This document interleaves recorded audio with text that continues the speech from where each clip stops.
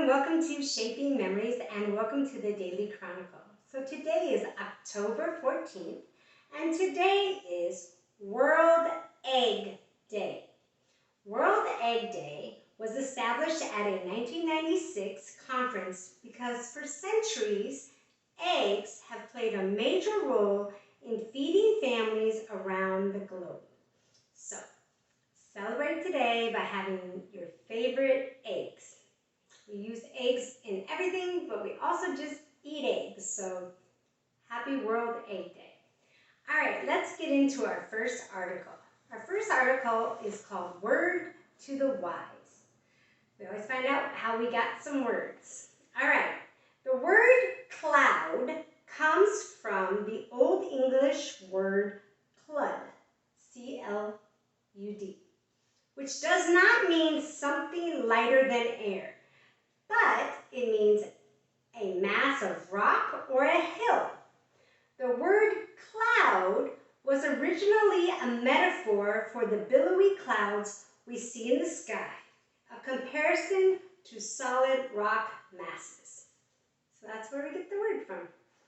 All right, my next article is called a whatchamacallit. These are always kind of interesting things to find out about. So whatchamacallit. So in 1964, Australian scientists coined the term petrichor to describe the unique earthy smell after a rain.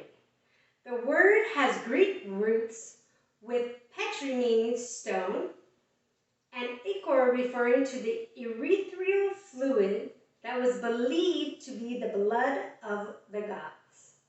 But what exactly causes the unique scent of petrichor? In dry weather, plants create chemical compounds within the dry soil. When rain enters the soil, these scented chemicals are released. Bacteria within the soil also create a scented chemical known as geosmin, which is released by rain. So, that's whatchamacallit. That's where we get the scent, that smell after it rains. That was a whole scientific reason why we get that smell after it rains. All the chemical stuff going on in the earth with all the plants. All right, let's see what happened on this day many years back. So on this date, October 14th, in 1947, U.S. Air Force Captain Charles Yeager became the first man to break the sound barrier.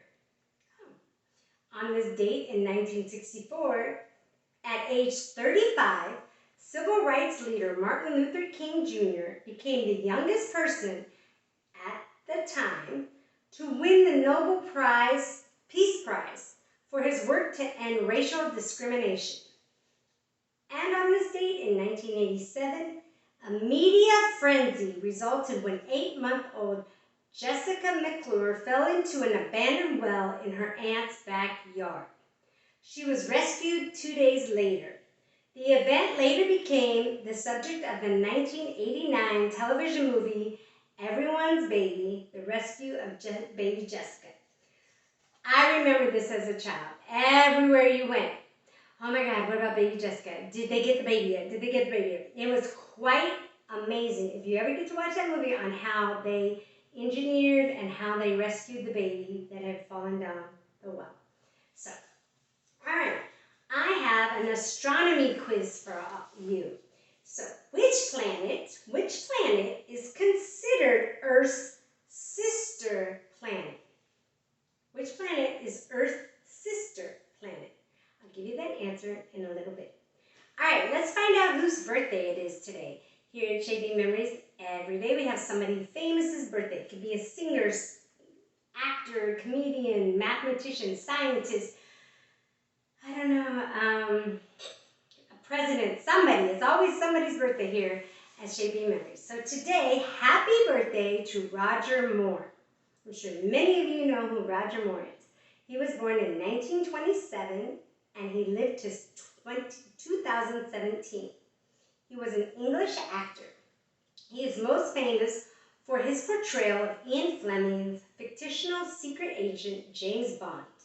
Moore took over the role from Sean Connery and portrayed Bond in 7 different films between 1973 and 1985. A chance run-in with a director paved the way for Moore's introduction to acting. He also served as a UNICEF Goodwill Ambassador and was knighted by Queen Elizabeth II in 2003 for service to charity. And he has our quote of the day, and the quote from Roger Moore is, "You can't be a real spy and have everybody in the world know who you are and what your drink is. That's just hysterically funny." Completely true. So, let's give the happy birthday, Roger Moore, and let's get back to that astronomy quiz. Which planet is a sister planet to Earth? So, if you had said Venus, you'd be correct, because the difference between Earth's diameter and Venus's diameter is very little. Earth is bigger by only 407 miles. So they're almost, sounds like a lot of miles, but they're almost the same size. So they are